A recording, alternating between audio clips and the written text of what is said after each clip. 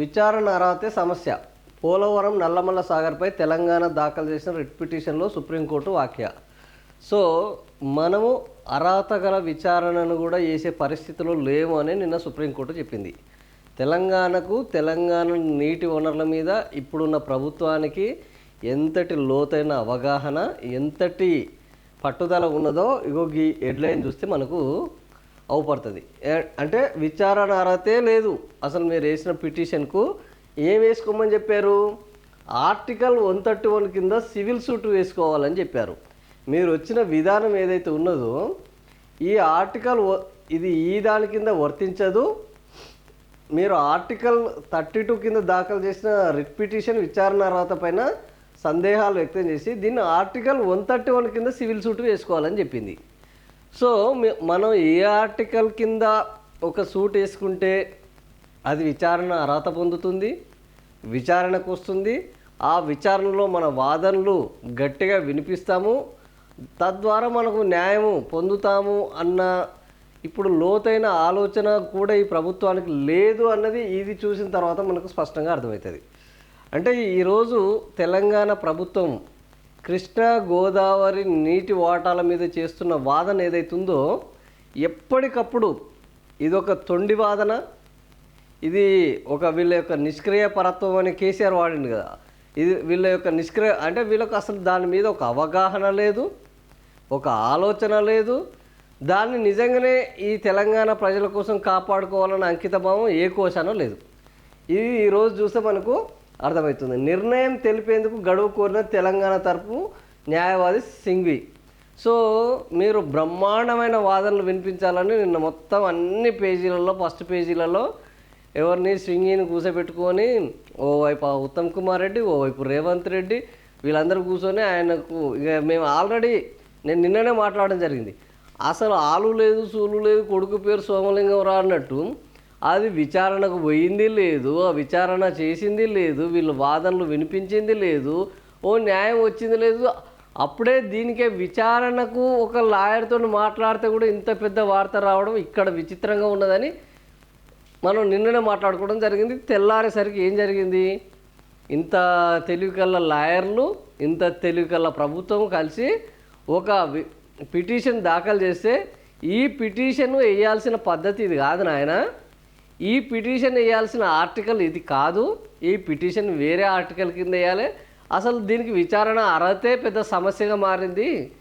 ఈ పద్ధతిలో మీరు రాకండి, మీరు వేరే పద్ధతిలో రండి అంటే అప్పుడు మన తెలివికల్లా ఈ ప్రభుత్వం నిర్వహించుకున్న అత్యంత మేధావి, అత్యంత వాదనలు వినిపించిన అంటే యాక్చువల్గా ఇక్కడ తప్పు ఈయనది కాదు. ఎందుకంటే ఆయన already proven lawyer, advocate Abhishek Singhvi, Mukul Rohatgi వీళ్ళందరూ వాళ్ళు ఈ దేశంలో వాళ్ళు ఏందో నిరూపించుకున్న అడ్వకేట్స్, అద్భుతమైన అడ్వకేట్స్.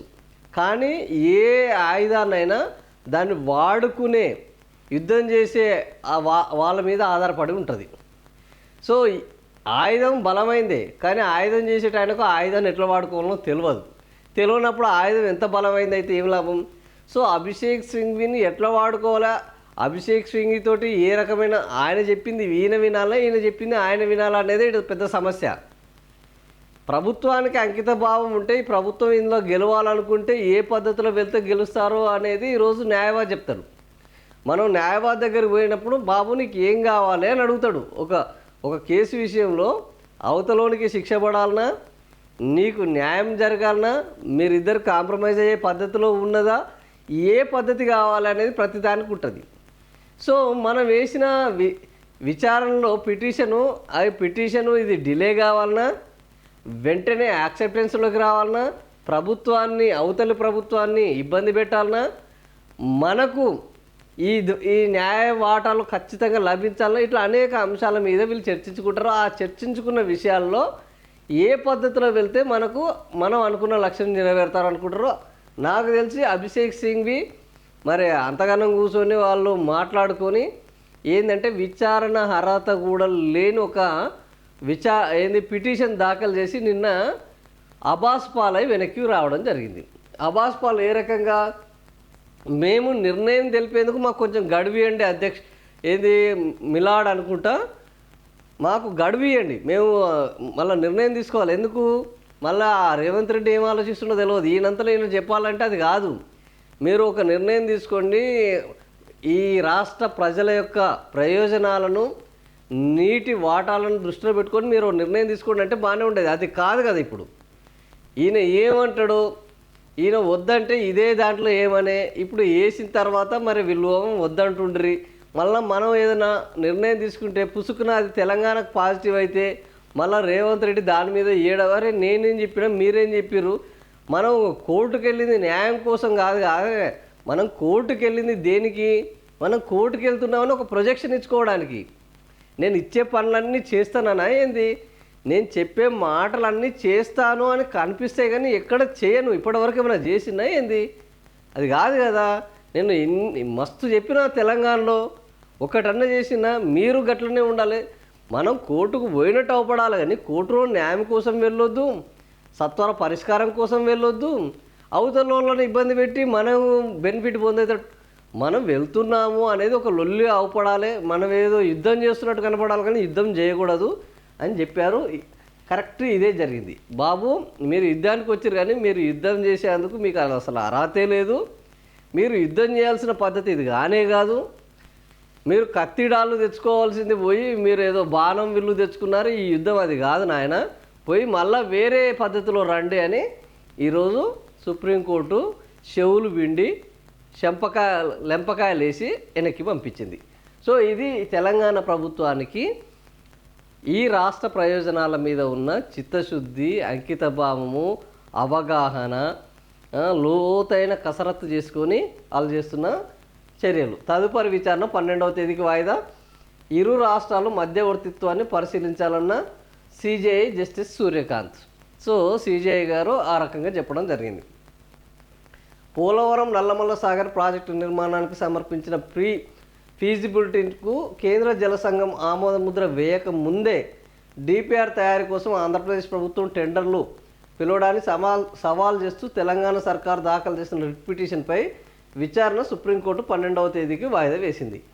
అంతర్రాష్ట్ర జల వివాదంపై తెలంగాణ ప్రభుత్వం ఆర్టికల్ 32 కింద దాఖలు చేసిన రిట్ పిటిషన్ విచారణ అర్హతపైనే సుప్రీంకోర్టు న్యాయస్థానం అత్యున్న సందేహాలు వ్యక్తం చేసింది.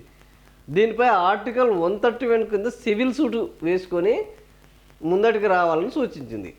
సో ఇందుకు ధర్మాసనం సూచనను పరిశీలించిన అభిషేక్ సింగ్ దీనికోసం మాకు కొంత సమయం ఇవ్వండి, మేము మళ్ళీ చర్చించుకుంటాము, ముఖ్యమంత్రి ఆలోచన ఏందో తెలుసుకుంటాము, దానికి తగ్గట్టు ముందడికి పోతామని ఒక సమయాన్ని అడగడం జరిగింది. 12వ తేదీ వరకు వాయిదా వేయడం జరిగింది. సో ఇందులో ఏంది, తెలంగాణ తరపున సీనియర్ అభిషేక్ సింగ్ ఏం మాట్లాడారు, ఆంధ్రప్రదేశ్ ప్రభుత్వం న్యాయవాదులు ఏం మాట్లాడారు, ఇవన్నీ ఇక్కడ ఇవ్వడం జరిగింది. ట్రిబ్యునల్ తీర్పుని ఏపీ ఉల్లంఘించిందని ఈయన చెప్పాడు.